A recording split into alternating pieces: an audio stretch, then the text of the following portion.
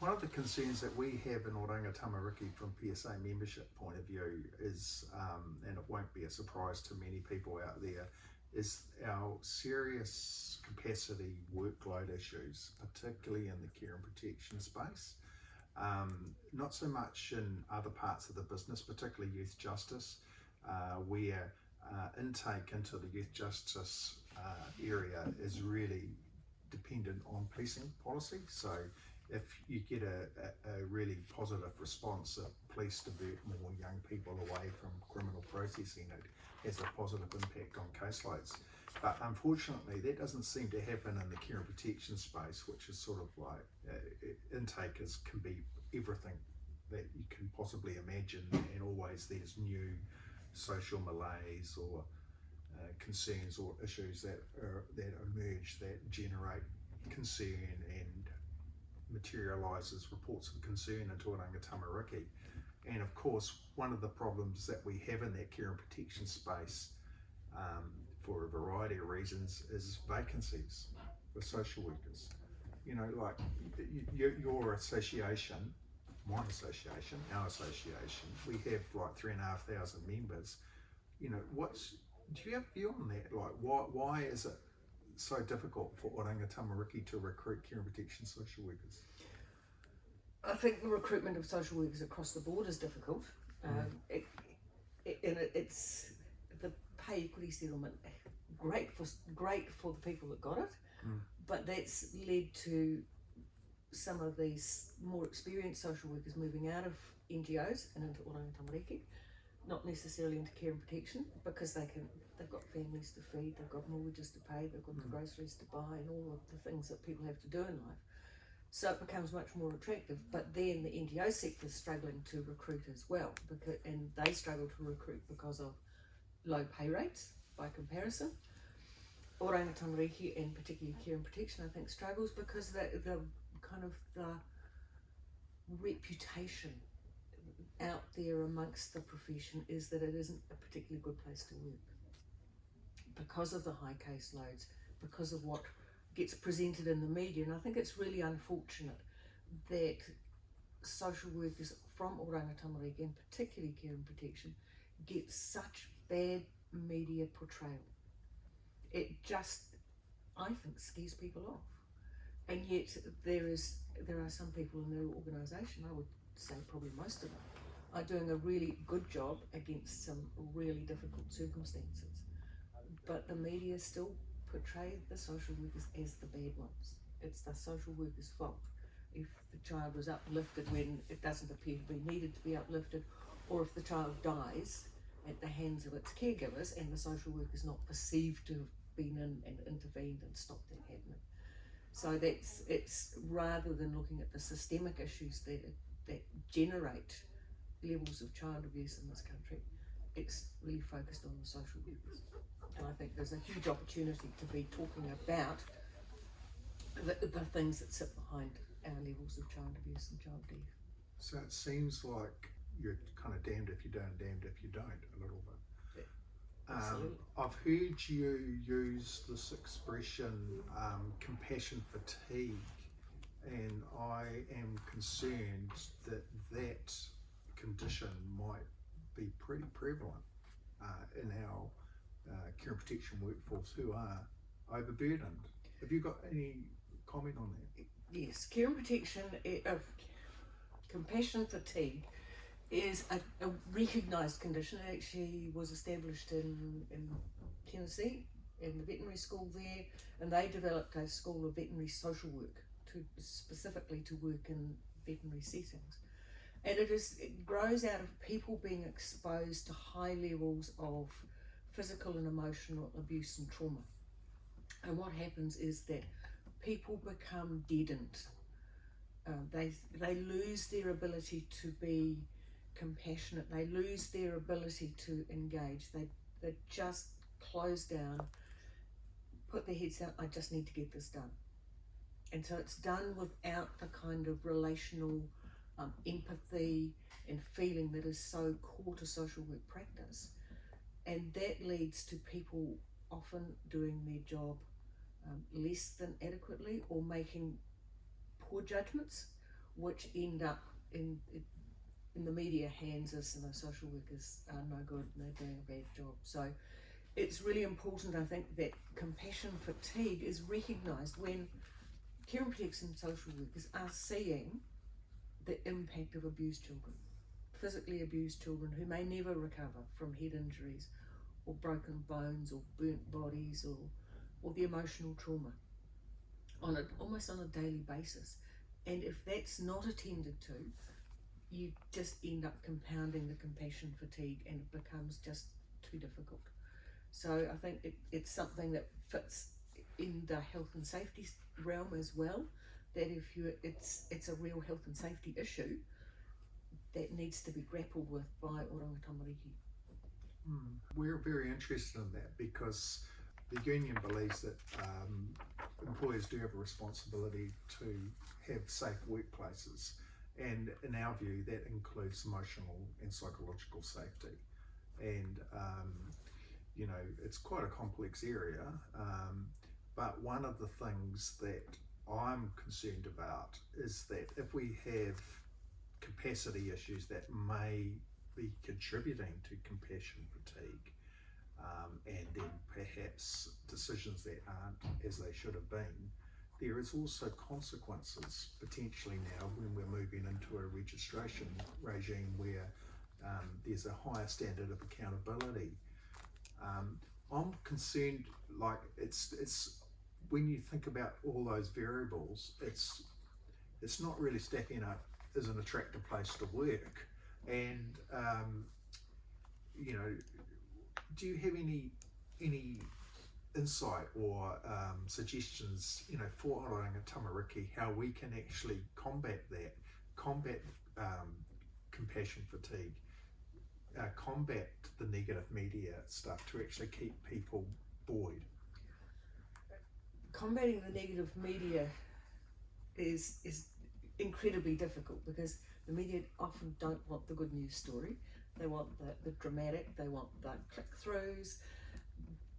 They like the drama, the sexy story about things going wrong rather than things going right.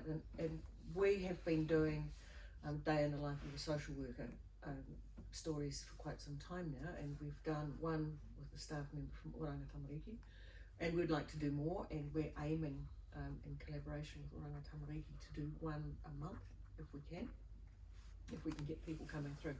But it's those stories aren't necessarily getting out into the public. And if you went down to the Terrace or Cuba Street and said, what do social workers do?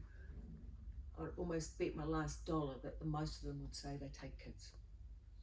And that's the image that's out there, which is unfortunate.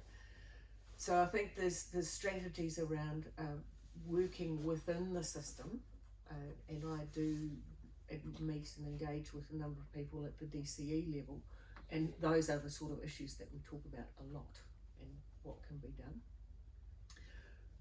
What I know from our professional indemnity insurance data is that Oranga Tamariki social workers are one of the at-risk groups of our members, because you are making decisions about the lives of children, and you are sometimes having to uplift children because the situation is so unsafe for that child. The perception of the guardians or the caregivers of those children is that you haven't done your job properly.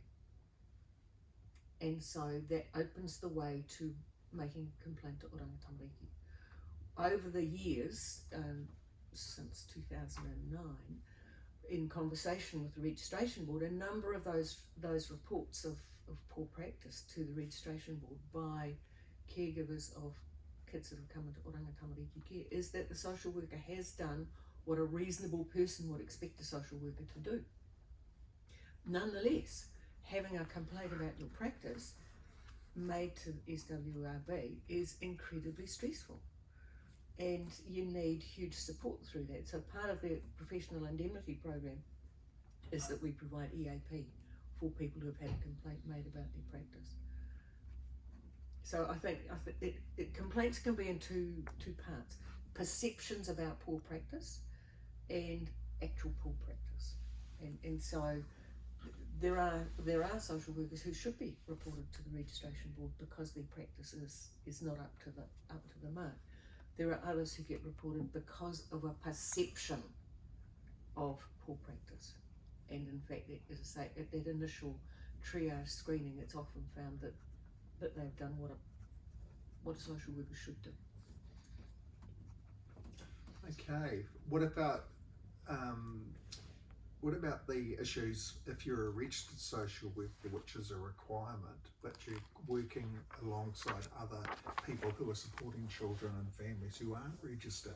Does that create issues from the association's point of view? We haven't seen anything that would suggest that is problematic, so long as people are clear about what their boundaries are and sticking to their professional standards of practice. So the social worker is not, we're not talking about an assistant social worker function, and if you're talking about an assistant social worker, that assistant has to be directed by the social worker. But if you're talking about a support worker who's employed quite independently, they're not directed by the social worker, so the social worker is not therefore accountable for the work of that support worker. For me, what's really important in social work practice is supervision and management of the workload. Do you think it's helpful if you are involved in managing or supervising social workers that you should be a registered social worker? If the manager has got a social work qual, they should be a registered social worker because they have the ability to make a decision or direct a decision to be made in relation to a client. And that's where I see the defining thing. If the person doesn't have a social work qual, then they can't be registered. So there's a bit of a tension in the system as it is. And I think there are some issues in Oranga Tamariki because it is essentially a social work organisation that is by and large managed by people who are not social workers. We're in the process of rewriting our supervision policy, and we've got some of the nation's supervision experts involved in the working group, and what is coming through in that policy is the need to separate line management from professional supervision. So line management is about your caseload, how many cases have you got, when did you last see Johnny, have you written up your KPIs, all of that sort of stuff. The line manager can also initiate disciplinary proceedings or set up a performance improvement plan, all of those sort of things. The professional supervisor is the person that somebody goes to talk about their ethical dilemmas, to discuss the practice issues in relation to the cases they are working with.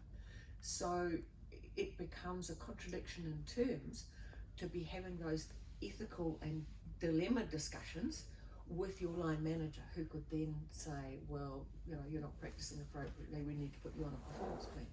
So our policy will be very clear, I think, when it gets signed off, that you have professional supervision independently from your line manager. And I know there's some resistance in Oranga Tamariki to that concept, but the organisation is big enough that you could have your professional supervision from somebody in a different team or in a big city in a different site without any additional cost to the association.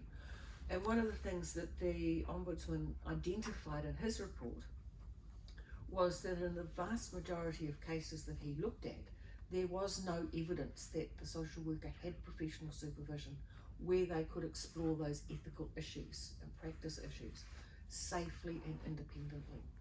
And I would argue that we would see much less of the sort of Hawke's Bay type situation if every social worker in Oranga Tamariki had access to independent professional supervision alongside their management supervision, but provided by a different person.